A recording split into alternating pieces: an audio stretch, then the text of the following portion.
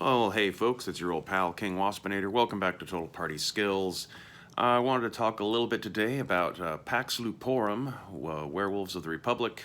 It's one of the two new games I just put out. You can get it on Amazon in print, or you can get it on DriveThruRPG as a PDF.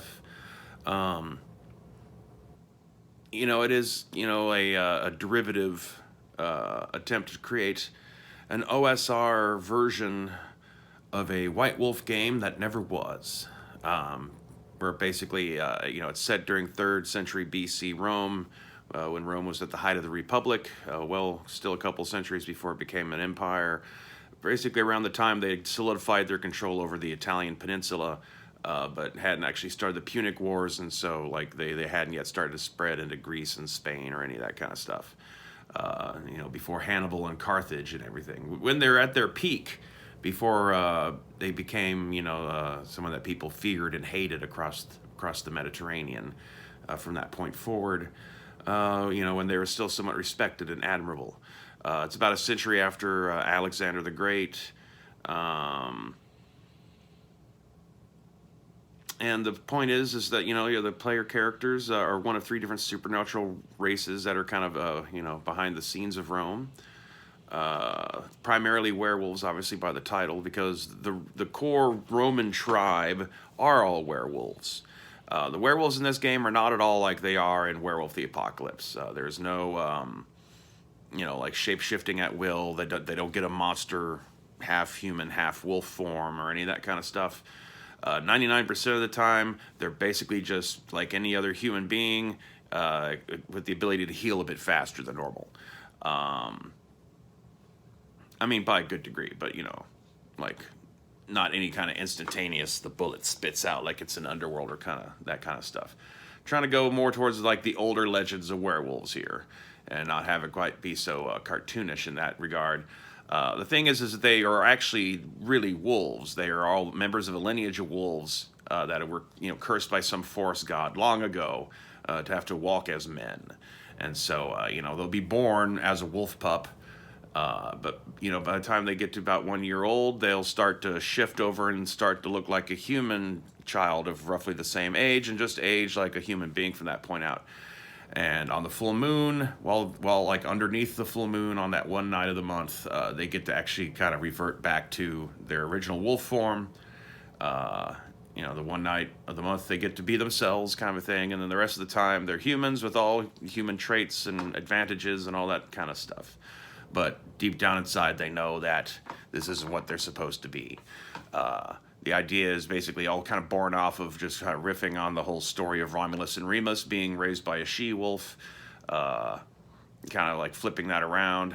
The she-wolf would have looked like a normal woman, but they were born as wolf pups, and just the way legends are distorted, sometimes on purpose, to create a false front, because obviously they don't want the larger human population around them to catch wise to what's really going on, so they are a little secretive about it. But after Romulus and Remus had founded the city of Rome, they basically gathered together, all the werewolves of the world, which kind of ties in with the real world fact that, there was still some question mark as to exactly where the hell the Romans came from. They might have come from Ilion or Troy. But, I'm still not 100% convinced that Troy is real. So, I know they found a city where they think Troy would be, but that doesn't necessarily mean that was Troy, They could have just found a city that fits the profile. If the inhabitants didn't call it that, and there wasn't a 10-year war with them versus, the Hellenistic League, then was it really Troy? Who knows? But either way, they're not entirely sure where they come from for real, so I'm just going to use that as an excuse to say that, the original population of Romans were all these werewolves who had all been gathered together by Romulus and Remus, and eventually, as we all know, just Romulus. And then just, history progresses mostly as we know it. They absorb the Sabine tribe. Werewolves can interbreed with humans, but under somewhat limited circumstances. The female werewolves have an easier time of it because they're able to give birth to wolf pups, naturally without it causing them any kind of harm. Whereas if a male werewolf impregnates a human female and she has been modified with some sort of like metamorphosis magic to be able to deal with that, can cause like all manner of like bleeding and ripping and tearing and all that kind of stuff that, leads to, mom died during childbirth and you're being raised alone and feeling kind of guilty about it kind of characters, which of course is something you could do. But anyway, though, like the Sabine witches did have a way, to make it possible for human women to be able to handle giving birth to a werewolf child. And so like the Sabine and Roman people were able to kind of merge. And so slowly over time, a growing purely human population of Romans is there. Plus there's still the Sabine who have a small amount of werewolves now amongst them. And as they've gone along, they then absorbed the Etruscans and the Oscans, and finally had just subdued the Gallic people of northern Italy. And so there's like a small Gallic presence amongst them too. By this point where the game is set.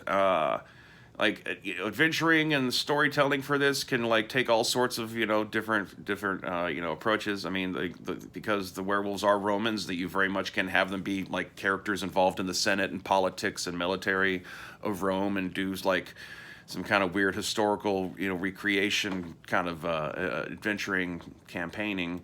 With the characters are just secretly werewolves or something else. Or you can run it as like a classic, almost swords and sandals kind of fantasy game. There's a big long section at the end. It's probably my most thorough and comprehensive section of pre-statted NPCs and monsters available to just plop them in as you need. Most of these things aren't anything like exotic that you don't understand. It's just stuff straight out of that kind of era of mythology. A few things with the little twists I've put on them before for some of the other games, because this is all supposed to be kind of a part of a greater continuity. It is the same timeline that Expedition to Ancient Egypt takes on, and Ghost of the Shadow Zone eventually takes place on. So also because it's like right at the time that Rome is just now starting to develop its naval career. You also have like the high seas adventure possibilities. Traveling the seas to do merchant trade or to fight pirates or to beat pirates. All that's possible. So you have like a little bit of a hybrid of just your classic OSR fantasy mixed with the potential to do your more white wolfy city politics kind of game, all in the same basic concept. There's two other supernatural groups involved. Vampires are in the setting, but they're not at all presented as playable, and I don't really give a thorough write-up on them. I do give like a couple basic generic stats for different age vampires in the last chunk of the book, but and they're largely still like there's two distinct groups of vampires in the setting. Some of them are like involved with like the druidic cultures of the Gallic and Celtic peoples, and then another group is amongst like the eastern parts of the Alexander's broken empire. So like amongst the Parthians and the Seleucids and the Greco-Bactrians and stuff like that is where you'll find vampires in the setting. But if you're adventuring around Roman Italy at the time, they're not an imminent, direct, in-your-face threat. So it's not that much of a World of Darkness ripoff where the main dynamic is not werewolf versus vampires, unless you want to go out of your way to make it that way. At this point, I might do some source book about it later, and if you want more information on that to make them playable, you can port the rules over from The Young and the Restless Dead or from Dracula's Carpathian Christmas. But I don't know. I didn't really feel like they were necessary. I'm trying to do something that's distinctly different from Vampire of the Dark Ages with this. But the other two supernatural groups that are involved in this setting that you can play as player characters are merfolk and Olympians. The merfolk are the sea people from history that had crushed Bronze Age civilization, and this is like going on 700 years later or so, maybe 800 years later. So they're a bit more chilled out. They're the more politically minded ones. you know, they used to be humans, you know, before the end of the Ice Age, when the northern Sahara area of Africa was still a, you know, big open grassland. But, you know, as the ice started to retreat and the desert started to grow, instead of, you know, like moving their civilization into neighboring lands and having to get into conflict and stuff with neighboring human groups, while they're still, you know, kind of vulnerable and displaced, they decided instead to, like, you know, use their early mastery of certain sciences to just move out into the sea. And eventually, you know, they've become an underwater people who've genetically modified themselves to breathe water. They have like kind of like gill fans, kind of like an axolotl, more so than like a fish. And are, you know, good swimmers, and, you know, have like, you know, bioengineering and some weird like sub-trimarines kind of thing going on, and all that good fun. There's kind of an implication that, you know, many centuries later, after the events of this role-playing game, that when Caligula was declaring war on Poseidon, that might have been more legit than, you know, our history gives it credit for. But during the 3rd century, the merfolk, you know, there's like 5 different nations of them based on the various specific seas within the Mediterranean. And they, you know, like have their different ideas about Rome. Most of them kind of accept the idea that Rome is going to be the next big Mediterranean powerhouse, just based on their culture and the positioning of their territory and all that kind of stuff. But not all of them are necessarily on like that. You know, some of them, you know, are still like on the side of Carthage or on the side of the Phoenicians and all that kind of stuff, or just learn to resent the Romans themselves specifically.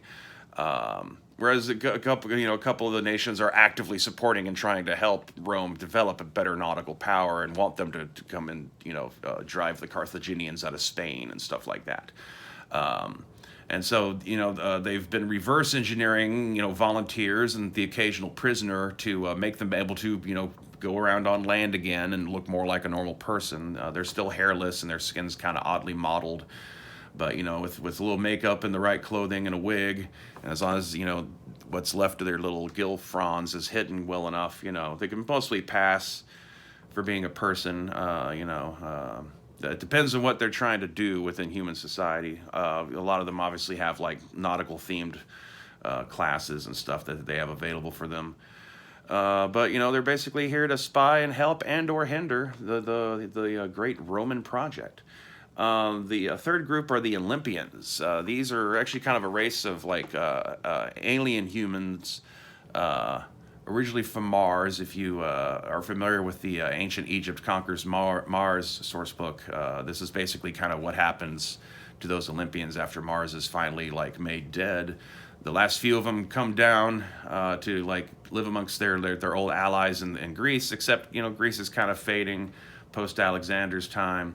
And so a lot of them are starting to gravitate towards Rome. So like there's like kind of 3 categories of them. You know, there's the ones that are still actually from Mars, the Thaumasons, who are like probably the smallest in number. Then there's the godling ones who were born on Earth, the Neo-Olympians, who are, you know, full-blooded Olympian, but you know, they're younger and they're just used to being on Earth, and they don't really give a shit anymore about Mars in the old ways. They you know, wanted to like, you know, build a new existence as emperors of this Earth kind of a thing. And then there's the demigods, which are Olympian human hybrids who, you know, they don't get the little feathered wings on their ankles like most Olympians have, but, you know, they still have, you know, great strength and psychic abilities and all that kind of stuff. They're not like super healing or really even truly immortal. They are long lived. Their thing is big though, because they have really great, like, you know, alien advanced technology. You know, they have all sorts of ways to, you know, heal themselves faster with mechanical aid, so to say. But, you know, they're not like supernatural beings truly. They're just like high tech and super psychic. So to, you know, ancient humans around the Mediterranean, they seemed like gods the first times they started showing up and interfering in human affairs. And this is just like a couple of thousand years after all that, where now they're having to show up and with hat in hand and need a handout and a place to stay because they blew their world away.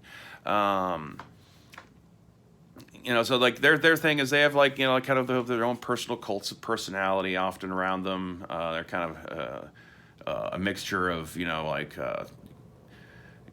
wanting to go off and like establish themselves, others wanting to kind of hide and maintain a low profile, and you know, like there's a lot of different ways.